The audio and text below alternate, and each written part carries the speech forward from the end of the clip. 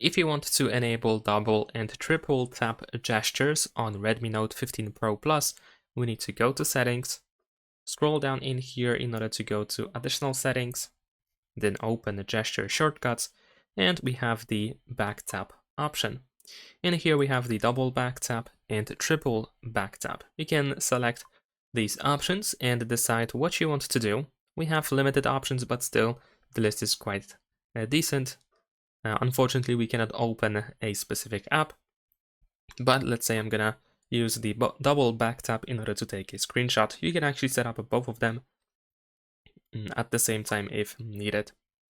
So now we're gonna double tap the back of the phone, and usually you can tap over here on the middle of the phone. Okay, let me try to grab it. There we go, and we can double tap, and as you can see, I have captured the screenshot. Now I can triple tap in order to toggle the silent mode. There we go. So I tap over here. Let's try one more time.